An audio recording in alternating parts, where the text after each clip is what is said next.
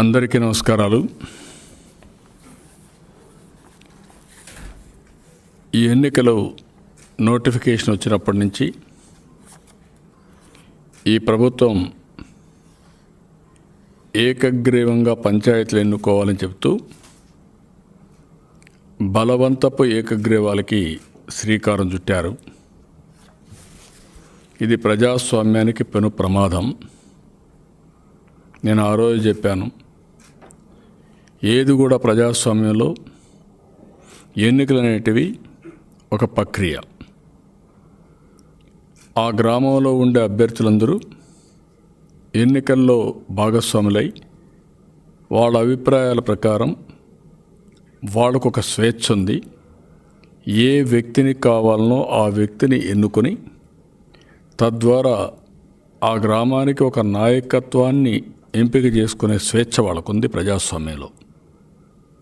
ఇది ఎవరో ఒకరో ఇద్దరు ఇచ్చింది కాదు, ఇది రాజ్యాంగం ఇచ్చినటువంటి స్వేచ్ఛ. స్థానిక సంస్థల్ని బలోపేతం చేయడం కోసం అనేక రిఫార్మ్స్ తీసుకొచ్చి, కడాన కాన్స్టిట్యూషనల్ అమెండ్మెంట్ తీసుకొచ్చి 73, 74 అమెండ్మెంట్ కూడా తీసుకొచ్చి తద్వారా నిధులు, విధులు, అధికారాలు కూడా ఈ యొక్క స్థానిక సంస్థలకు ఇవ్వడం జరిగింది. ఇది గాంధీజీ కలలు గన్న గ్రామ స్వరాజ్యం కోసం ఇలాంటి అనేక మార్పులు ఇవన్నీ తీసుకొచ్చారు. అదే మాదిరిగా ఈరోజు ఫండ్స్ కూడా కేంద్ర ప్రభుత్వం నుంచి వస్తాయి. అది కూడా నరేగా డైరెక్ట్గా వస్తుంది. ఫైనాన్స్ కమిషన్ నిధులు వస్తాయి. రాష్ట్రం కూడా ఫైనాన్షియల్ కమిషన్ వేయాలి. ఫైనాన్స్ కమిషన్ వేసి నిధులు కూడా వాళ్ళకి ఇవ్వాల్సిన బాధ్యత ఉంది, వాళ్ళకు వచ్చే స్థానిక వనరులే కాకుండా. అలాంటి స్థానిక సంస్థల ఎన్నికల్ని ఒక ఎంత దారుణంగా తయారైపోయారంటే, వీళ్ళ మనుషులు పెట్టుకోవాలని బలవంతపు ఏకగ్రీవాలకి పిలిపించారు. కొన్ని దిక్కళ్ళ ఆక్షన్లో పాడుకునే పరిస్థితికి వచ్చారు. అప్పటికి కూడా చాలా గ్రామాల్లో ఇది కరెక్ట్ కాదు, మా గ్రామాన్ని మేము అమ్ముకోవడానికి సిద్ధంగా లేము, ఒకవేళ అలాంటి జరిగితే మాకు అవమానం, మాకు డబ్బులు ముఖ్యం కాదు, మా గ్రామానికి అందరికీ ఆమోదయోగ్యమైన వ్యక్తిని మేము ఎంపిక చేసుకునే స్వేచ్ఛ మాకుంది కాబట్టి మేము ఎంపిక చేసుకుంటామని ఎలక్షన్లకు శ్రీకారం చుట్టారు. ఆ సమయంలో ఈ ప్రభుత్వం ఎన్ని విధాల భయభ్రాంతులు చేయాలను టెర్రరైజ్ చేసి పోలీసు వ్యవస్థ మొత్తం ఈ పనిలో నిమగ్నం అయిపోయారు. ఎస్ఐలు, సిఐలు పిలిపించడం, పోలీస్ స్టేషన్ రమ్మనడం, బెదిరించడం, బ్లాక్మెయిల్ చేయడం. మీరు కానీ పోటీ చేస్తే ఎర్రచందనం తీసుకొచ్చి మీ ఇంట్లో పెట్టి మీ మీద కేసు పెడతాం, బాటిల్స్ తీసుకొచ్చి మీ ఇంట్లో పెట్టి కేసులు పెడతాం, లేకుంటే డబ్బులు ఉన్నాయని మేము తప్పుడు కేసులు పెడతాం, కాబట్టి మీరు నామినేషన్ వేయొద్దని అన్ని విధాలా చెప్పే పరిస్థితికి వచ్చారు. మొన్న నేను చెప్పాను, ఇన్ని ప్రయత్నాలు చేస్తే కొన్ని వందల లెటర్లు ఎలక్షన్ కమిషన్ పంపించాం.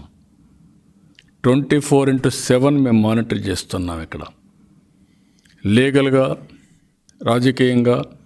ఎందుకంటే ప్రజాస్వామ్యాన్ని అపహాస్యం చేయాలని ఎవరు ప్రయత్నం చేసినా వాళ్ళని ఎదుర్కొని, అదే మాదిరిగా ప్రజాస్వామ్యాన్ని ప్రతి ఒక్కరూ కూడా ఆ ఫలితాలని అనుభవించే విధంగా ముందుకు పోవాలని మేము అన్ని ప్రయత్నాలు చేసుకుంటూ వచ్చాం. ఈరోజు మీరు చూస్తే పుంగనూరు క్లాసిక్ ఎగ్జాంపుల్. ఇది మామూలు ఎగ్జాంపుల్ కాదు. ఒక మంత్రి రాజ్యాంగం పైన ఒకసారి చూస్తే ఆ మంత్రి మాట్లాడిన మాటలు మీకు ఒకసారి రాష్ట్ర ప్రజలకు రీకలెక్ట్ చేస్తున్నా, ఎందుకు కోర్టుకు పోవాల్సి వచ్చింది అనేదానికి మీరు ఒకసారి చూస్తే అతను మాట్లాడిన మాటలే దాని నిదర్శనం. ఎన్నికల కమిషన్ని వన్ సైడెడ్గా ఇష్టానుసారంగా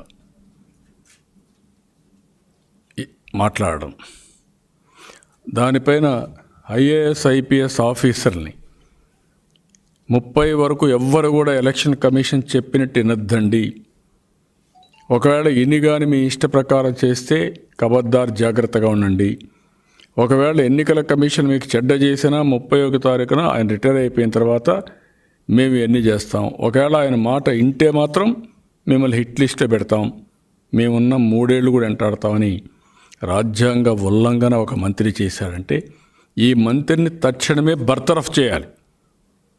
ఈ రాష్ట్రంలో రాజ్యాంగాన్ని పరిరక్షించవలసిన బాధ్యత కలిగిన వ్యక్తి గవర్నర్ చోద్యం చూస్తున్నాడు. ఎప్పుడైతే గవర్నర్ చోద్యం చూస్తున్నాడో ఎలక్షన్ కమిషన్ కొన్ని విషయాల్లో ముందుకు పోయినా లెక్క పెట్టుకోకుండా వీళ్ళ ఇష్ట ప్రకారం ముందుకు పోయే పరిస్థితికి వచ్చారు. ఈరోజు మీరు చూస్తే ఈ నియోజకవర్గంలో అదే కోర్టులో వేసాం మేము. ఈ సెక్షన్స్ అన్నీ ఎన్నికల కమిషన్ ఫెయిల్ అయ్యారు. ఎన్నికల కమిషన్కు అధికారాలు ఉన్నాయి, ఆ అధికారాలను కూడా వారు అమలు చేయలేకపోయారు. అదే సమయంలో మేము ఇచ్చిన పిటిషన్లు మీరు ఒకసారి చూస్తే ఒక్క పొంగునూరు విషయంలో 7 సార్లు ఇంపార్టెంట్ లెటర్స్ పంపించాం. క్యాండిడేట్లు పంపించారు, స్థానికంగా ఉన్న నాయకులు పంపించారు.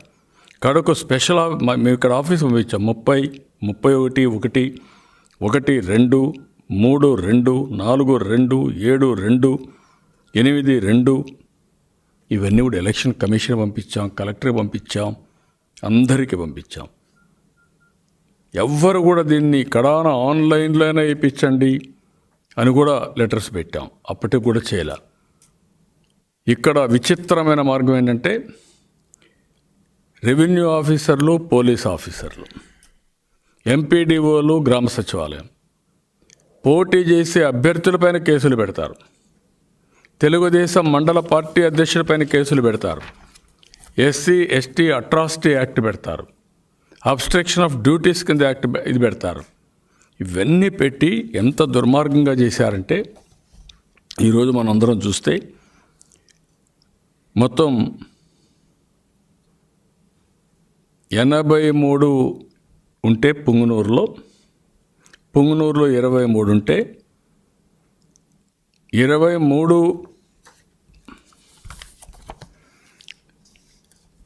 17 నామినేషన్లు వేస్తే 6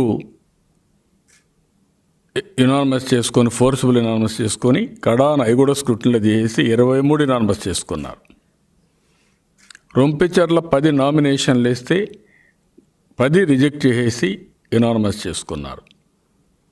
సోమల్లో 6 ఉంటే 6 నామినేషన్లు వేస్తే మొత్తం 6 + 9 15 యునానిమస్ చేసేసుకున్నారు. చౌడేపల్లిలో 4 వేస్తే 19 యునానిమస్ చేసుకున్నారు. చదువులో 1 వేశారు, 18 వేయలేకపోయారు, మొత్తం యునానిమస్ చేసుకున్నారు. 17 వేస్తే 17 చేసుకున్నారు. అంటే మొత్తం 83లో ఏ 3 తప్ప 78 దాకా, 78 కూడా కాదు 80 దాకా యునానిమస్ చేసేసుకున్నారు. అంటే ఏ విధంగా జస్టిఫై చేస్తారని అడుగుతున్నా అతన్ని. నీకు మంత్రిగా ఉండడానికి అర్హత ఉందా అని నేను అడుగుతున్నాను. ఇంకొక పక్కన ఈరోజు ఇది కాకుండా అదే నియోజకవర్గంలో పులిచెర్ల, ఇది నెక్స్ట్ ఫేజ్లో వచ్చింది. రేపు లాస్ట్ డేట్ నామినేషన్స్ చివరి దీంట్లో 23 ఉంటే ఒక మా క్యాండిడేట్లే భయపడిపోయి 22 మంది పేరుతో సహా ఎలక్షన్ కమిషన్ పంపించాం సెక్యూరిటీ ఇవ్వండిని. ఒక ఆఫీసర్, నాన్ గెజెడ్ ఆఫీసర్ శ్రీబాబు అనే అతను నాన్ గెజెడ్ ఆఫీసర్ ఒక కేసు పెట్టి కృష్ణమూర్తి నాయుడు మండల పార్టీ అధ్యక్షుడు, సుబ్రహ్మణ్యం నాయుడు యాస్పైరింగ్ క్యాండిడేట్ ఇద్దరిపైన కేసులు పెట్టి అబ్స్ట్రక్షన్ ఆఫ్ డ్యూటీ కింద అరెస్ట్ చేయాలని పోతే వాళ్ళు పరారీ వెళ్ళిపోయే పరిస్థితికి వచ్చారు. ఇది కూడా పంపించాం. ఇప్పుడు అక్కడ ఎస్ఐ ఉన్నాడు. ఆ ఎస్ఐ మొత్తం బెదిరించి ఎవరు ఇక్కడ రాకూడదని Srinivasulu Kalluru police station SI ఇష్టానుసారంగా బెదిరించి పిలిపించి వార్నింగ్ ఇచ్చి థ్రెటన్ చేస్తున్నాడు. అంటే నేను అడుగుతున్నా, దీనికంటే మాకరీ ఏముందని అడుగుతున్నా ఈ ప్రభుత్వాన్ని, ఎలక్షన్ కమిషన్ని. కడాన మాకు ఇంకా అన్ని ఆల్టర్నేటివ్స్ అయిన తర్వాత ఇంకా మాకు వేరే మార్గం లేకుండా ఈరోజు హైకోర్టును ఆశ్రయించాం. మేము హైకోర్టును ఒకటే అడిగాం, ఇది ప్రజాస్వామ్యాన్ని కూనీ చేయడం. ఆ కూనీ చేయడంలో కూడా సాక్షాత్తు పంచాయతీరాజ్ మినిస్టర్, ఎవరైతే ఈ ఎన్నికలు కండక్ట్ చేయవలసిన మంత్రి, ఎన్నికలు కండక్ట్ చేయకుండా ఇలాంటి అపహాస్యం చేసి రాజ్యాంగాన్ని, నిబంధనలు తుంగలో దొక్కే పరిస్థితికి వచ్చాడు. అలాంటి విపత్కరమైన పరిస్థితిలో ఈరోజు ఎన్నికలు పోయే పరిస్థితికి వచ్చాం.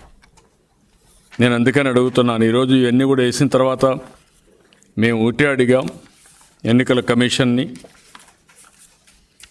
హైకోర్టుని ఆశ్రయించి ఈ చట్టంలో ఉండేటన్నీ కూడా తీసుకొచ్చాం. అన్ని విధాల స్టేట్ ఎలక్షన్ కమిషన్ ఫెయిల్ అయింది. కనీసం స్వేచ్ఛగా ఓటేసుకునే హక్కు ఓటర్కి లేదా? పోటీ చేసే హక్కు ప్రజలకు లేదా అని అడుగుతున్నా నేరుగా. అదే లేకపోతే మీరు ఎట్లయ్యారు? ఎట్లా గవర్నమెంట్ వచ్చింది? సమాధానం చెప్పండి దీనికి. ఆ రోజు మీకు ఓట్లు లేకపోతే మీరు రాష్ట్ర ప్రభుత్వాన్ని ఏర్పాటు చేసే అధికారం మీకు ఎవడిచ్చాడు? రాజ్యాంగం ఇచ్చింది, చట్టం ఇచ్చింది. ఎలక్షన్ కమిషన్ ఎన్నికలు కండక్ట్ చేశారు. ఆ రోజు కూడా మీకు అవకాశం లేకపోతే మీరు మంత్రిగా కూర్చొని, లేకుంటే అక్కడ పోయి ముఖ్యమంత్రి అయ్యే అవకాశం మీకు ఉందని అడుగుతున్నా.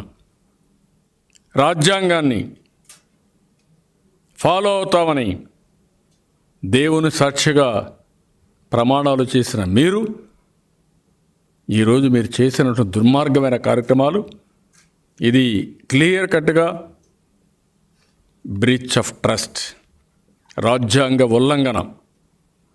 దీనిపైన మేము కోర్టుకు వెళ్ళిన తర్వాత మేము ఒకటే అడిగాం, ఇతను ఎవరైతే మంత్రి ఉన్నాడో ఇతని కాన్స్టిట్యున్సీలో మొత్తం ఇల్లీగల్గా, ఇర్రెగ్యులర్గా, ఆర్బిటరీగా, అన్కాన్స్టిట్యూషనల్గా, అన్జస్టిఫైడ్గా, అన్సస్టైనబుల్ ఇలాంటివన్నీ చేశారు. ఎలక్షన్ కమిషన్ అదే మరిగా కలెక్టర్ని డైరెక్ట్ చేయండి, డైరెక్ట్ చేసి ఎలక్షన్ సుజావుగా పెట్టే విధంగా, వీళ్లకు సెక్యూరిటీ ఇచ్చే విధంగా ఆర్డర్స్ ఇమ్మని హైకోర్టుకి వెళ్ళాం. ఇక్కడే కాకుండా వీళ్ళ తమ్ముడున్నాడు, అతను పోటీ చేస్తారు తంబళపల్లిలో. అక్కడ కూడా మీరు చూస్తే 15 బలవంతపు ఏకగ్రీవాలనే స్క్రూటినీలో ఒక 5 తీసేశారు, 20 తీసేశారు. అక్కడ కూడా చాలా దుర్మార్గం. 102 ఉంటే 22 తీసేస్తే 72కి మాత్రం 20 తీసేశారు, 72కి మాత్రం పోటీలు అవుతున్నాయి. మాచర్లలో 76కు 76 తీసేశారు. ఒకటే పోటీ చేస్తున్నారు. 77 ఉంటే 76 తీసేస్తే ఒకటే పోటీలో ఉన్నారు. ఇది ఎక్కడ ప్రజాస్వామ్యం అని నేను అడుగుతున్నాను. అందుకని ఇవన్నీ కూడా ఈరోజు కోర్టులో వేసాం, నిన్న వేసాం, రేపు డిస్కషన్కి వస్తున్నాయి, ఆర్గ్యుమెంట్కి వస్తూ ఉంది. ఈరోజు వచ్చింది. ఎలక్షన్ కమిషన్ 1 డే టైం అడిగారు, రేపు వస్తుంది. అదే మాదిరిగా మేము సెంట్రల్ ఎలక్షన్ కమిషన్ కూడా పంపిస్తున్నాం. ఈ దేశంలో ఏం జరుగుతుందో, ఈ రాష్ట్రంలో ఏం జరుగుతుందో, ప్రజాస్వామ్యం ఎంత అపహాస్యం అవుతుందో కేంద్ర ఎన్నికల కమిషన్ కూడా తెలియాలి. వారి ఇన్ఫ్లుయెన్స్ కూడా ఉపయోగించి ప్రజాస్వామ్యాన్ని కాపాడే బాధ్యత తీసుకోవాల్సిన అవసరం ఉంది. వారికి పంపిస్తున్నాం. సెంట్రల్ హోమ్ మినిస్టర్ కూడా పంపిస్తున్నాం. హోమ్ మినిస్టర్ ఎలక్షన్స్ అన్ని వారు కండక్ట్ చేసి ఇది వారు కాబట్టి ఇవన్నీ అటానమస్ బాడీస్ అయినా హోమ్ మినిస్టర్ ఆధ్వర్యంలో ఇవన్నీ రిపోర్టింగ్ కానీ ఏదైనా అసిస్టెన్స్ కానీ ఇవన్నీ ఇస్తారు కాబట్టి వారికి పంపిస్తున్నాం. వారి దృష్టిలో కూడా పెడుతున్నాం. అదే మరి రాజ్యాంగాన్ని పరిరక్షించే ప్రెసిడెంట్ కూడా ఒక కాపీ పంపిస్తాం. ఇవన్నీ చేసి పోరాడుతున్నాం.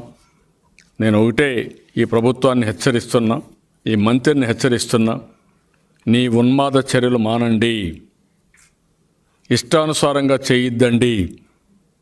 మీరేమైనా ప్రజలకు మేలు చేశావనే నమ్మకం మీకుంటే, అదే సమయంలో మీ మీద మీకు నమ్మకం ఉంటే మీరు ఎన్నికలు సుజావుగా కండక్ట్ చేసి తద్వారా గెలిచి మీరు చెప్పండి, మేము అప్రిషియేట్ చేస్తాం. అట్లా కాకుండా బలవంతపు ఇది కానీ పోలీసులను అడ్డంగా పెట్టుకొని చేసే పనులు చేస్తే మాత్రం మీరు చరిత్రలో చరిత్రహీనులుగా మిగిలిపోతారు. ఆ విషయం మీరు గుర్తుపెట్టుకోండి. ఈరోజు బెదిరించవచ్చు, భయభ్రాంతులు చేయొచ్చు, టెర్రరైజ్ చేయొచ్చు.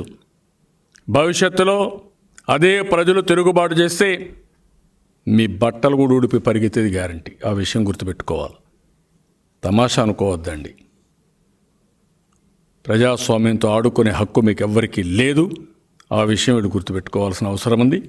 అందుకనే అతని స్పీచెస్ మీరు చూసుంటారు, మొన్న కూడా చూపించారు. ఎంత దుర్మార్గంగా మాట్లాడడం, మళ్ళా కోర్టు పోయి స్టేలు తెచ్చుకోవడం, రిలీఫ్లు తెచ్చుకోవడం, ఇలాంటివి చేస్తూ ఉంటే కనీసం ఇప్పటికైనా అతనికి ఒక భయం అంటూ వచ్చి ఎన్నికల్లోన ఇంటర్ఫేర్ కాకుండా ఉంటాడంటే అధికార దుర్వినియోగం చేసి ఎన్నికల్లో ఇంటర్ఫేర్ అయ్యి పోలీసులు అడ్డబెట్టుకొని చేసే పరిస్థితి వచ్చారు. దీన్ని చాలా తీవ్రంగా ఖండిస్తున్నాం, గర్హిస్తున్నాం. రాబోయే రోజుల్లో నేను ఒకటే చెప్తున్నాం, ఏ ఆఫీసర్ అయినా సరే, ఎవరైనా సరే ఈ అధికారంలో ఉండే నాయకులు చెప్పారని అధికార దుర్వినియోగం చేస్తే, లేకపోతే ఇష్టానుసారంగా చట్ట ఉల్లంఘన చేస్తే మిమ్మల్ని వదిలిపెట్టే సమస్య లేదు. కేసు ఎస్టాబ్లిష్ చేస్తాం, కోర్టులకు వెళ్తాం.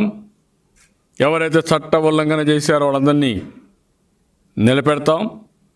ఇంకొక పక్కన ఇవన్నీ కూడా పనిష్మెంట్ వచ్చే వరకు మిమ్మల్ని వదిలిపెట్టాం. అవసరమైతే ప్రైవేట్ కేసుల కోర్టు ద్వారా ఏం వేయాలని వేసి అన్ని విధాల మిమ్మల్ని నిలబెట్టే రోజు వస్తుంది, నిలబెడతాం. ఇంతవరకు జరిగిన చట్ట ఉల్లంఘన కూడా ఒకసారి తీసుకొని అవన్నీ కూడా కేసులు వేస్తాం. వదిలిపెట్టే సమస్య లేదు. పిటిషన్లు పెడితే వీళ్ళు ఏమనుకుంటున్నారంటే మా దగ్గరికి వస్తాయి, మేము చించేస్తాం అనుకుంటున్నారు. ఎవరేం చేస్తారనుకుంటున్నారు. ఆ విషయం మీరు గుర్తుపెట్టుకోవాలి. అందుకని కోర్టు ద్వారా కూడా పోతాం. ఈరోజైనా రేపైనా ఎప్పటికైనా చట్ట ఉల్లంఘన జరిగిన ప్రతి ఒక్కరూ శిక్షకు అర్హులు. డెఫినెట్గా శిక్ష పడుతుంది. అంతవరకు మిమ్మల్ని వదిలిపెట్టాం. అంతవరకు తెలుగుదేశం పార్టీ పోరాడతాం. రేపు ఎల్లుండి నేను చూపిస్తాను, మా వాళ్ళు చూపిస్తారని కూడా మేము ఎట్లా చేశారనేది. 100% నామినేషన్ ఫామ్ పర్ఫెక్ట్గా ఉంటే రిటర్నింగ్ ఆఫీసర్ రిజెక్ట్ చేస్తారా? 100% పర్ఫెక్ట్గా ఉందని తెలిసి కూడా అప్పలెంట్ అథారిటీ రిజెక్ట్ చేస్తారా? తప్పు కదా ఇది. అంటే మీరు తప్పించుకుంటారనుకుంటున్నారా? వేస్తాం కోర్టులో. మేము గెలిచిన సీట్లు వాళ్ళని మీరు డిక్లేర్ చేస్తారా? ఇది మాలాఫెడి ఇంటెన్షన్ కాదా? ఇది ఇర్రెగ్యులర్ కాదా? చట్ట ఉల్లంఘన కాదా? అవి కూడా ఎస్టాబ్లిష్ చేస్తాం. ఇవన్నీ ఎస్టాబ్లిష్ చేసి ఎవరు తప్పు చేసినా సరే రికార్డుగా దొరుకుతారో మీరు గుర్తుపెట్టుకోవాలి. ఈ విషయంలో రేపు ఎవరైతే మీకు చెప్పారో వాళ్ళు కూడా మిమ్మల్ని కాపాడలేరు. ఆ విషయం నేను చాలా స్పష్టంగా చెప్తున్నా. అందుకని ఈరోజు ఆఫీసర్స్ అందరికి కూడా విజ్ఞప్తి చేస్తున్నా, అనవసరంగా వీళ్ళు చేసే పనికి మీరు ఇది కావద్దండి. ఈరోజు ఎలక్షన్ కమిషన్ ఉంది. స్వయం ప్రతిపత్తి కలిగినటువంటి రాజ్యాంగ సంస్థ ఇది. మీరు రాష్ట్ర ప్రభుత్వం ద్వారానో ఇంకొకరి ప్రభుత్వం ద్వారానో కాదు ఇది. ఆ విషయం ఎలక్షన్ కమిషన్ గుర్తుపెట్టుకోవాలి. రాజ్యాంగ ప్రకారం రాజకీయ పార్టీల ఒత్తిడికి కానీ అధికార పార్టీకి ఒత్తిడికి లొంగకుండా ఏర్పాటు చేసిన వ్యవస్థ. ఎందుకు ఏ మాట అంటున్నారంటే, ఒకప్పుడు ఎలక్షన్లు పంచాయతీరాజ్ సెక్రటరీ పెట్టేవాళ్ళు, సెంట్రల్ గవర్నమెంట్లో కూడా ఒక సెక్రటరీ పెట్టేసేవాళ్ళు. కానీ ఆ తర్వాత దీని ప్రాముఖ్యత గుర్తించిన తర్వాత అటానమస్ బాడీ ఉండాలి, స్వయం ప్రతిపత్తి కలిగిన బాడీ ఉండాలనే ఉద్దేశంతో రాజ్యాంగపరంగా అమెండ్మెంట్స్ తీసుకొచ్చి మీకు హక్కు ఇచ్చింది రాజ్యాంగం ఇచ్చింది తప్ప వ్యక్తులు కాదు, అధికార పార్టీ కాదు అనే విషయం మీరు గుర్తుపెట్టుకోవాల్సిన అవసరం ఉంది. దానికి విస్తృతమైన అధికారాలు ఉన్నాయి. మొత్తం ఒకసారి ఎన్నికలు అనౌన్స్ చేసినప్పటి నుంచి ఎన్నికల ప్రక్రియ పూర్తయ్యే వరకు టోటల్గా బాధ్యత మీదే. ఎన్నికల కమిషన్ది బాధ్యత. అందుకే అధికార యంత్రాంగం చీఫ్ సెక్రటరీ మొదలుకొని మొత్తం వ్యవస్థ మొత్తం ఎన్నికల సమయంలో పనిచేసేది ఎలక్షన్ కమిషన్ ఆధ్వర్యంలో పనిచేస్తారు. స్టేట్ ఎలక్షన్ కమిషన్ ఆధ్వర్యంలో పనిచేస్తారు. ముఖ్యమంత్రి కూడా ఆ సమయంలో ఎన్నికల అధికారులకు ఫోన్ చేయడానికి వీలు లేదు. నేను ఎప్పుడూ ఫోన్ చేయలేదు, 14 సంవత్సరాలు నేను ఎప్పుడూ ఫోన్ చేయలేదు. అది ఎన్నికల నిబంధన ఉల్లంఘన. ఈ విషయం మనం గుర్తుపెట్టుకోవాల్సిన అవసరం ఉంది. ఆ విధంగా ముందుకు పోతే ఈరోజు ఇష్టానుసారంగా ముందు చేసే పరిస్థితి వచ్చారు. అదే మాదిరిగా ముఖ్యమంత్రి కానీ, మంత్రులు కానీ, అధికార యంత్రాంగం మొత్తం కూడా ఎన్నికల కమిషన్ అధ్వర్యంలో ఉంటారు. ఇప్పుడు మాకు ఎవరైతే ముఖ్యమంత్రి ఉంటాడో ఆయన కూడా ఎన్నికల కోడ్ ఉంది. ఈ కెనాట్ వైలేట్, ఈ కెనాట్ కండక్ట్ మీటింగ్స్. ఒక్కసారి ఎన్నికలు అనౌన్స్ చేసిన తర్వాత అన్ని రాజకీయ పార్టీలకు సమానమైన హక్కులు ఉంటాయి, సమానమైన అవకాశాలు ఉంటాయి. అంతేగాని రూలింగ్ పార్టీకి పెద్ద అవకాశాలు, అపోజిషన్ పార్టీకి అవకాశాలు లేకుండా కాదు. ఆ విషయం కూడా గుర్తుపెట్టుకోవాల్సిన అవసరం ఉంది. ఈరోజు మేము చేసిన పని అందుకే నేను చెప్పాను. పుంగనూరులో జరిగిన అక్రమాలని, మాచర్లో జరిగిన అక్రమాలని, తంబళపల్లిలో జరిగిన అక్రమాలని రిపీటెడ్గా చెప్పాం. ఎన్నికల కమిషన్కి కాన్ఫిడెన్స్ క్రియేట్ చేయలేకపోయారు. నామినేషన్లు వేయకుండా చేస్తే నామినేషన్లు వేసే విధంగా చర్యలు చేపట్టలేకపోయారు. నామినేషన్లు వేసిన తర్వాత ఆ నామినేషన్లు సుజావుగా ఉన్నా, కరెక్ట్గా ఉన్నా రిజెక్ట్ చేయకుండా చేయలేకపోయారు. ఇది ఎంత దుర్మార్గం అండి! ఇంత ప్రహసనమా, ఇంత ఇదా? ఇలాంటిది మనం ఒకసారి చూస్తే ఒక పంచాయతీరాజ్ మినిస్టర్ ఆయన డిపార్ట్మెంట్ని అబోవ్ ఆల్ దీస్ థింగ్స్ ఉండి ఎక్కడికక్కడ ఒక ఆదర్శంగా ఉండి ఆదర్శంగా ఎన్నికలు జరగవలసిన వ్యక్తి మొత్తం నువ్వే ఫోర్సబుల్ నామినేషన్ చేసి ప్రజాస్వామ్యాన్ని అపహాస్యం చేస్తే ఏమనాలి? నిన్ను ఏ విధంగా ఉపేక్షించాలని అడుగుతున్నాం. ఈ విషయాలు కూడా మనం గుర్తుపెట్టుకోవాల్సిన అవసరం ఉంది. ఇంకొక పక్కన కొన్ని దిక్కడైతే వీళ్ళ ఇష్ట ప్రకారం రిజెక్ట్ చేయడం, డాక్యుమెంట్స్ అని తీసేయడం, డాక్యుమెంట్స్ దించేయడం, ఇవన్నీ చేసే పరిస్థితికి వచ్చారు. ఇవన్నీ కూడా ప్రజాస్వామ్య వ్యవస్థకి మాయని మచ్చ, పెనుగాయం. ఈ విషయం గుర్తుపెట్టుకోవాలి వీళ్ళు. అందుకని ఇంకొక పక్కన చూస్తే ఎన్నికల కమిషన్ దృష్టికి తీసుకపోయినా నిమ్మకం నీరెత్తినట్టు ఉండడం శోచనీయం. ఆయన ఏమనుకున్నట్టు ఎన్నికలు జరిగిపోతే సరిపోతుంది అనుకుంటున్నాడు. ఎన్నికలు జరిగిపోతే సరిపోయేదేముందండి? ఎవరికి కావాలి ఇలాంటి ఫార్స్ ఎన్నికలు? ఏ ఎన్నికల కమిషన్ మేము పోరాడతాం, ఆ స్వేచ్ఛ మాకుంది. ఎందుకు? దేనికోసం? మీరు ఒక రెఫరీగా ఉండాలి, నిర్మోహమాటంగా ఉండాలి. మీకు ఎలాంటి నిబంధనలు లేకపోయినా మీరు ఎలక్షన్ మేనిఫెస్టో విత్డ్రా చేసుకోమంటే మేము చేసుకున్నాం. మేము చేసుకోవాల్సిన అవసరం లేదు, ఏ చట్టం చెప్పదు. కానీ అది లేకపోయినా చేశాం. కానీ చట్టంలో ఉండే నిబంధనలు మీరు అమలు చేయలేకపోతున్నారు. సమాధానం చెప్పండి. Why? Is it the way? ఆ విషయం కూడా వీళ్ళు చెప్పాల్సిన అవసరం ఉంది. అదే మరిగా ఈరోజు మొత్తం ఒకటే మేము కోరుతున్నాం, ఈ ఎన్నికల్ని ఆపి ఈ 3 కాన్స్టిట్యున్సీల్లో ఇమ్మీడియట్గా ఫ్రెష్ నోటిఫికేషన్ ఇచ్చి సెంట్రల్ ఫోర్స్ పెట్టి ప్రత్యేకమైన అబ్జర్వర్లు పెట్టి మళ్ళీ ఎన్నికలు కండక్ట్ చేయాల్సిన బాధ్యత ఎన్నికల కమిషన్ పైన ఉంది. అప్పుడే ఎన్నికల కమిషన్ పైన విశ్వాసం వస్తుంది. లేదు తూతూ మంత్రంగా నేను కూడా జరిపేస్తున్నారు ఎన్నికలు, లేకపోతే ఈ ఆఫీసర్లు బాగానే చేస్తున్నారులే, రాజకీయ పార్టీలు ఏమైతే మాకేంటి అనే యాటిట్యూడ్ తీసుకుంటే అది ప్రజాస్వామ్యానికే పెను ప్రమాదం. ఆ విషయం ఎన్నికల కమిషన్ గుర్తుపెట్టుకోవాల్సిన అవసరం ఉంది. అందుకే విధిలేని పరిస్థితిలో ఎన్నికల కమిషన్ పూర్తిగా ఫెయిల్ అయ్యారు. కాబట్టి ఈ నియోజకవర్గాల్లో ఎలక్షన్ పెట్టడానికి చాలా అన్యాయాలు జరిగాయి, చాలా అవకతవకలు జరిగాయి. అయినా కూడా మేము పోరాడుతున్నాం. ప్రజలు చాలా సఫర్ అయ్యారు. అదే మరి పోటీ చేసిన అభ్యర్థులు చాలా వరకు ఇబ్బందులు పడ్డారు. అయినా కూడా వాళ్ళు ప్రజాస్వామ్యం కోసం, గ్రామాల కోసం పోరాడుతూనే ఉన్నారు. అలాంటి సమయంలో ఈరోజు కోర్టును ఆశ్రయిస్తున్నాం. ఇది ప్రారంభం మాత్రమే, అంత ఈజీగా వదిలిపెట్టాం. న్యాయం జరిగే వరకు ప్రజాస్వామ్యాన్ని కాపాడుకోవడానికి ఏమేమి చేయాలో అన్ని చర్యలు తీసుకుంటాం. అవసరమైతే సుప్రీంకోర్టు దగ్గరికి వెళ్తాం, వీళ్ళందరినీ ఎస్టాబ్లిష్ చేస్తాం. వీళ్ళు చేసిన తప్పుల్ని మళ్ళీ చరిత్రలో ఎప్పుడన్నా చేయాలంటే భయపడే విధంగా తీసుకొస్తాం. అంత ఈజీగా వదిలిపెట్టమండి. ఇది ఇన్ బ్రీఫ్. అయిపోయింది. ఇప్పుడు న్యాయస్థానాలకు వెళ్ళటం వలన ఈలోపు ఎలాంటి న్యాయం జరుగుతుంది? అంటే ప్రజాస్వామ్యంలో చెక్స్ అండ్ బ్యాలెన్సెస్ ఉన్నాయి.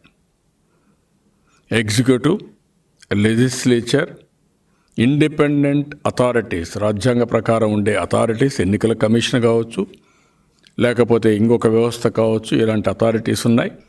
ఇంకొక పక్కన ఫోర్త్ ఎస్టేట్ కింద మీడియా. అదే మాదిరిగా ఎక్కడ ఎవరు తప్పు చేసినా కరెక్ట్ చేయడానికి న్యాయస్థానాలు.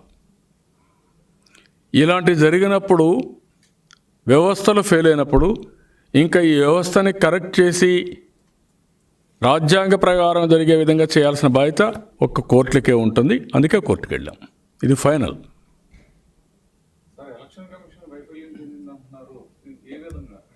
ఇప్పుడు నేను ఇది అడుగుతున్నా, ఇన్ని లెటర్లు పెట్టాం, కనీసం యాక్షన్ లేదా?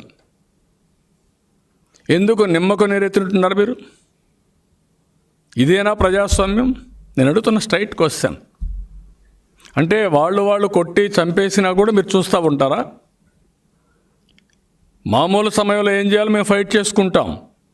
ప్రాణాలపైనా సరే ప్రజాసేవ కోసం పోరాడతాం, ప్రాణాలపైనా సరే రాజ్యాంగాన్ని కాపాడుకుంటాం, డెమోక్రసీని కాపాడుతాం. కానీ నేను అడిగేది, మీ ఆధ్వర్యంలో జరిగే ఎన్నికలు మీరు ఎందుకు నిర్వహించలేకపోయారు? ఎన్నికల్లో మేము ఇన్నిసార్లు చెప్తున్నాం, లాస్ట్ టైం మీరు ఒక ఆర్డర్ ఇచ్చారు. ఏమి ఇచ్చారు మీ ఆర్డరు? ఎంపీడీఓలు మారుస్తామన్నారు. ఏ మండలాల్లో అయితే యునానమస్ ఎంపీటీసీలు అయినాయో అవన్నీ మారుస్తామని చెప్పి మీరు మార్చలేదు. ఎవరైతే అక్కడ పోలీస్ ఆఫీసర్ల నుండి ఇదే పని చేశారో వాళ్ళు మారుస్తామన్నారు. ఎందుకు మార్చకూడదు? ఇంత మునుపు ఎన్ని సందర్భాలు లేవు మార్చిన సందర్భాలు?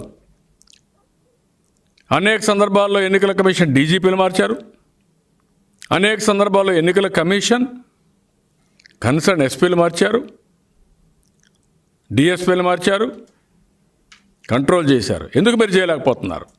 ఎస్ఐలు కూడా మార్చి ఎక్కడికక్కడ వ్యవస్థని పటిష్టం చేయడం కోసం ఎవరు అడ్డం వచ్చినా చాలా స్పష్టంగా యాక్షన్ తీసుకున్నారు. ఇక్కడ జరగడం లేదు. అందుకే చెప్తాను నేను, ఇది కరెక్ట్ పద్ధతి కాదు.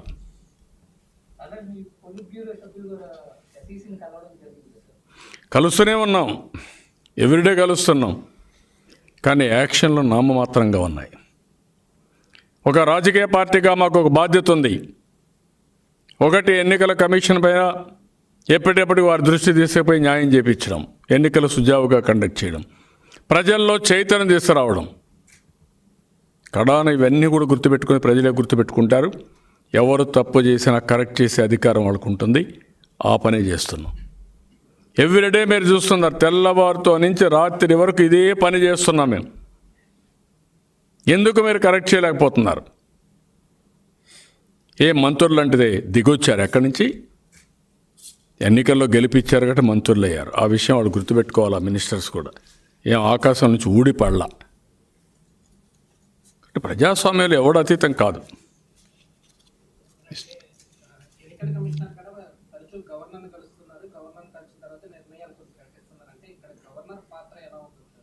నేను అడిగేది, గవర్నర్ పాత్ర ఉంటే ఇవన్నీ ఎందుకు జరుగుతాయి?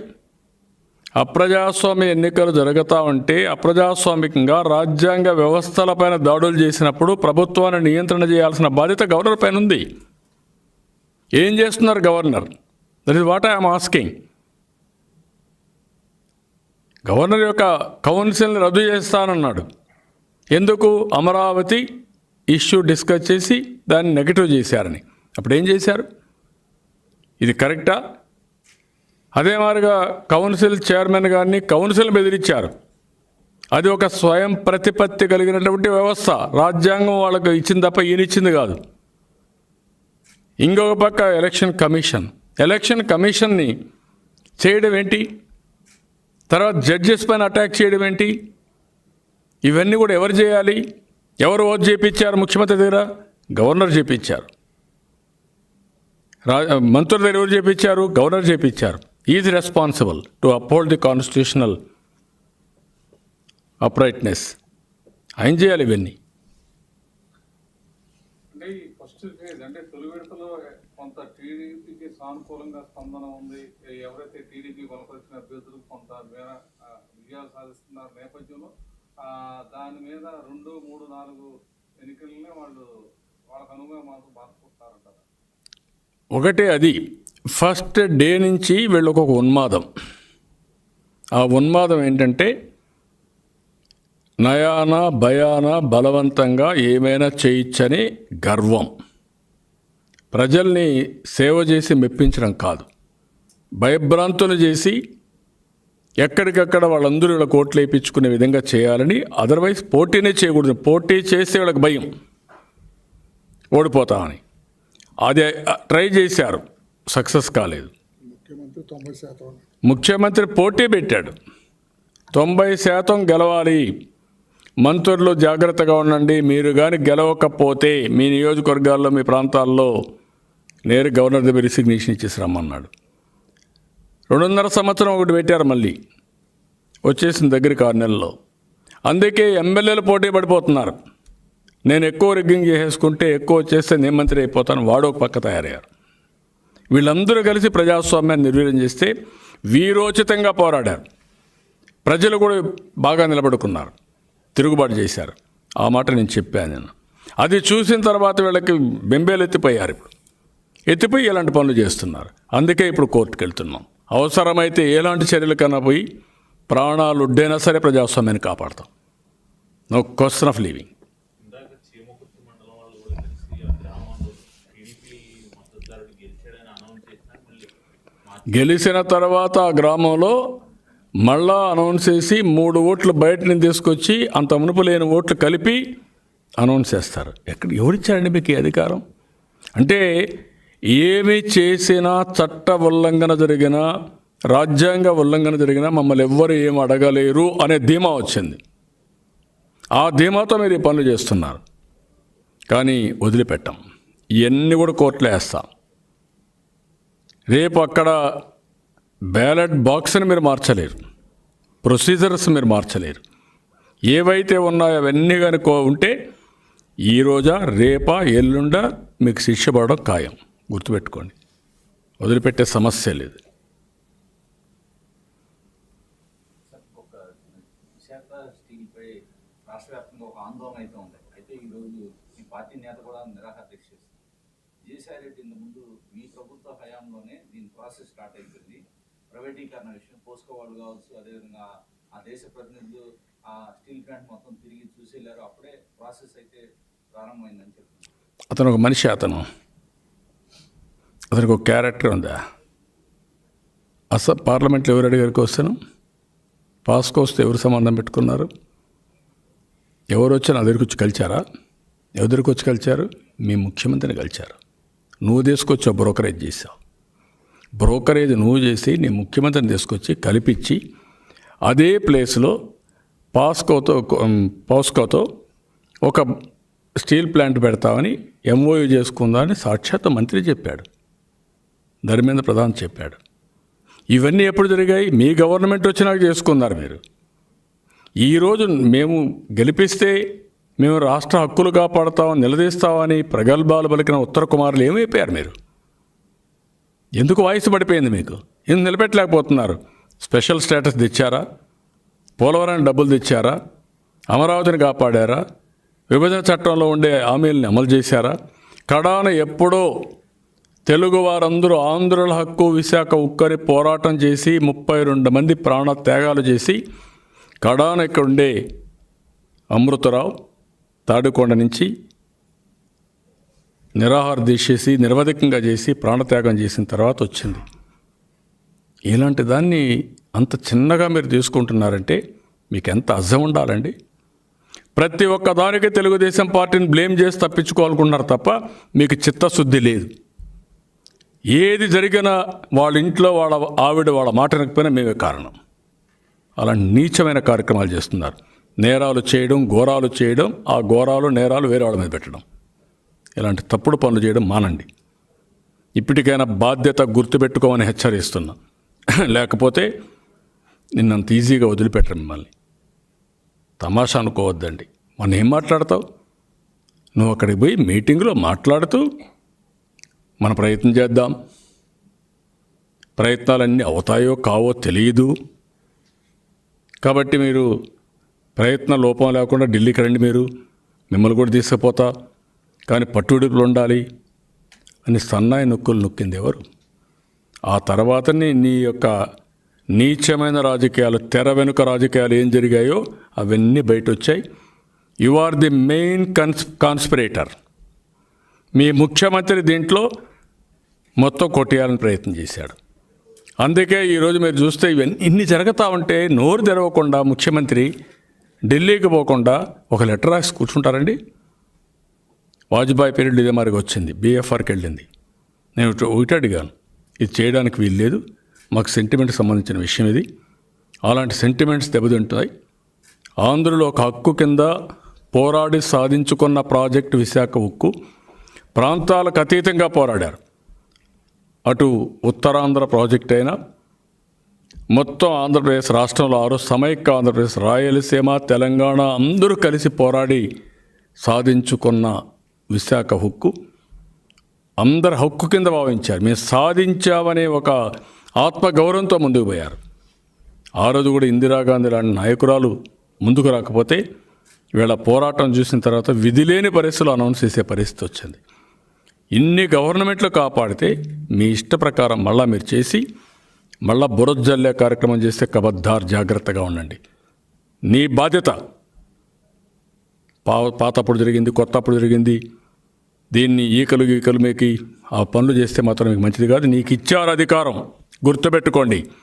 25కి 22 సీట్లు ఎంపీలు ఇచ్చారు, పార్లమెంట్లో అన్ని సీట్లు మీకే ఇచ్చారు, రాజ్యసభలో ఇన్నిస్తే బుద్ధి లేకుండా ఇష్టానుసారంగా మాట్లాడతారు మీరు. ఊరికే తమాషా అనుకుంటే మాత్రం ప్రజలు మిమ్మల్ని వదిలిపెట్టరు. ఇలాంటివి కూడా చేసి ఇష్టానుసారంగా పోతే మాత్రం చాలా ప్రమాదంలో పడతారు. ఆ విషయం గుర్తుపెట్టుకోండి. ఈరోజు పల్లా శ్రీనివాసరావు అక్కడ ఇది చేస్తున్నాడు, నిరవధిక నిరాహార దీక్ష చేస్తున్నాడు. పార్టీ పూర్తిగా సహకరిస్తాం, సంఘీభావాన్ని తెలియజేస్తాం. అదే మాదిరిగా ఆయన నియోజకవర్గంలో వస్తుంది. చాలామంది రైతులు అంత పెద్ద ఎత్తున భూములు ఇచ్చి ఇన్నేళ్లైనా రైతులకు ఇంకా న్యాయం జరగకపోయినా ఓపికగా విశాఖపట్నం పట్ల, ముఖ్యంగా అభివృద్ధి పట్ల అభిమానంతో వాళ్ళందరూ కూడా నష్టం జరిగినా సహకరించారు. అలాంటప్పుడు మీ ఇష్ట ప్రకారం మీరు చేయడానికి వీలు లేదు. ఆ విషయం నేను చెప్తున్నాను. తప్పకుండా అన్ని వర్కౌట్ చేస్తున్నాం, ఏం చేయాలో చేస్తాం. తప్పకుండా ఇది ఒక ప్రాజెక్ట్ కాదు, ఇది ఒక సున్నితమైన విషయం, తెలుగువారి మనోభావాలకు సంబంధించిన విషయం, తెలుగువారి సెంటిమెంట్కు సంబంధించిన విషయం. పోరాడి సాధించిన ప్రాజెక్ట్ ఇది, ఏదో ఊరికే వచ్చిన ప్రాజెక్ట్ కాదు.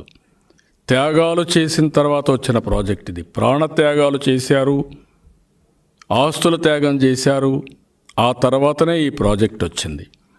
అలాంటి సమయంలో వాళ్ళని అవమానించే విధంగా ఈ నాయకులు మాట్లాడడం, వైఎస్ఆర్ కాంగ్రెస్ నాయకులు మాట్లాడడం, లేకపోతే వీళ్ళ స్వార్థం కోసం ఈ రాష్ట్ర ప్రజల సెంటిమెంట్స్ కూడా అమ్మేసుకోవడం చాలా దుర్మార్గం ఇది. ఆ విషయం గుర్తుపెట్టుకోవాలి. సెంటిమెంట్స్ అమ్మేస్తున్నారు, వాళ్ళ భవిష్యత్తును అమ్ముతున్నారు, వాళ్ళ మనోభావాలు అమ్మేస్తున్నారు, మాట్లాడితే కేసులు పెడతాను బెదిరించే పరిస్థితి వస్తున్నారు. అది ఏమాత్రం కూడా ఆమోదయోగ్యం కాదు. ఎందుకు ముఖ్యమంత్రి ఇంతవరకు మాట్లాడలేదు? నేను అడుగుతాను ఒక question, straight question I'm asking. Why? That itself is indication. బాధ్యత లేదా నీకు? నీకు ఎంపీ సీట్లు కావాలన్నా, ఎమ్మెల్యే సీట్లు కావాలన్నా, రాజ్యసభ సీట్లు కావాలన్నా అమ్ముకోవడానికి మళ్ళీ రాష్ట్రాన్ని కూడా అమ్మేస్తావు నువ్వు. ఇది టూ మచ్ ఇది. అందుకనే తెలుగుదేశం పార్టీ చాలా స్పష్టంగా ఉన్నాం. విశాఖపట్నం పైన కపట ప్రేమ ఒలకబోశారు ఇన్ని రోజులు. ఇప్పుడు తెలుస్తూ ఉంది విశాఖపట్నం పైన ప్రేమ కాదు, అక్కడుండే ఆస్తుల పైన ప్రేమ వీళ్ళకు. అదే కనపడుస్తూ ఉంది. ఇది అక్కడుండే ప్రజానీకం, నీతి నిజాయితీ ఉండే ప్రజలు వాళ్ళ జీవితాలతో ఆడుకోవాలని ప్రయత్నం చేస్తే మాత్రం వాళ్ళు ఎట్టి పరిస్థితులు ఉపేక్షించరు, ఎట్టి పరిస్థితుల్లో వీళ్ళని వదిలిపెట్టరు. ఆ విషయం కూడా గుర్తుపెట్టుకోవాలి. ఇంకా వీళ్ళకి కష్టం ఉన్నట్టుంది. వీళ్ళ మదర్ అప్పుడు ఎలక్షన్లో పోటీ చేసి ఓడించారు కాబట్టి ఆ కక్షేదన ఉందేమో మరి తెలియదు. చూడాల వీళ్ళ యొక్క బిహేవియర్.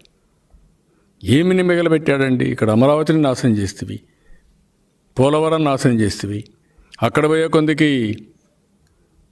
విశాఖ ఉక్కుని ప్రజల సెంటిమెంట్ని తగలబెట్టే పరిస్థితికి వచ్చావు. ఏ విధంగా ఉంటుంది ఇవన్నీ? అంటే ఏమనుకుంటున్నాడంటే పోలీసులు పెట్టుకొని 24 గంటలు బెదిరిస్తూ ప్రజలను భయపెట్టేస్తే, నాయకులందరూ జైల్లో పెట్టేస్తే ఇంకెవడేం మాట్లాడు, కాబట్టి నా పని అయిపోతుంది అనుకుంటున్నాడు. ఏం కాదు, ఒక లెవెల్ వరకే ఏదైనా భయం కానీ, లేకుంటే అందరూ ఆత్మగౌరవం కోసం బతుకుతాం. అందుకే కొంత ఆలోచిస్తున్నారు ప్రజలు కూడా. ఇన్ని రోజులు బతికాం, కడానొచ్చి కేసులు పెడితే పోలీసులు అవమానంగా ఉంటుంది, నామోషిగా ఉంటుంది, బాధపడుతున్నారు తప్ప అదే మనస్థిమితం చేసుకొని నేను పోరాడేది నా కోసం కాదు, ఈ రాష్ట్రం కోసం అనే పరిస్థితి వస్తే వీళ్ళ ఆటలు సాగవు. నేను ప్రజల కోసం చేస్తున్నా. ఈరోజు ప్రజలను అడుగుతున్న ఇలాంటి నాయకుడిని మీరు తెచ్చుకున్నారు. ఈ విషయం ప్రజలు గుర్తుపెట్టుకోవాలి. మీరు ఆత్మవిమర్శ చేసుకోవాలి. మీ మనస్సాక్షిని ఒకసారి అడగాలి, నేను చేసింది తప్ప రైట్ అని మీరు అడగాలి. ఇప్పుడు మీకోసం మేము పోరాడుతున్నాం, మీకోసం మేము సఫర్ అవుతున్నాం, ఏం జరిగిందని మీరు ఆలోచించాల్సిన అవసరం ఉంది. ఆ రోజు మీరు ఇలాంటి వ్యక్తులను ఇది చేసి రాష్ట్రం యొక్క ప్రతిష్ట భంగగా మొత్తం మంటగలిచిపోయింది. ఆంధ్రప్రదేశ్ రాష్ట్రం అంటే కడాన ఒక మంత్రి కేంద్రంలో మాట్లాడతాడు. ఎంత బాధేస్తుందంటే బాధేస్తుంది. ఏమని? All India institute of medical science ఇక్కడ వస్తే బిల్డింగ్ కట్టడానికి ఇసుక లేదు కాబట్టి మేము డిలే అవుతామని ఇచ్చాడు సమాధానం. సిగ్గు అనిపించలేదా మీకు? బాధ అనిపించలేదా మీకు? కృష్ణానది పక్కన ఇసుక బోలెడంత ఉంది ఈసారి వర్షాలు పడి. ఆ ఇసుక తెచ్చుకునే స్వేచ్ఛ లేకుంటే ఇలాంటి వ్యవస్థలకు లేదా? ఏమంటారు దీనికి? ఇలాంటి వ్యక్తిని తెచ్చుకొని ఈ ప్రజలు ఆలోచించాలి. నేను కాదు, నేను ప్రజలు కూడా క్వశ్చన్ చేస్తాను. మీరు చేసిన పనికి ఈరోజు మనం అందరం అవస్థపడే పరిస్థితికి వచ్చాం. మీరు అవస్థపడుతున్నారు, మేము అవస్థపడుతున్నాం. ఓకే.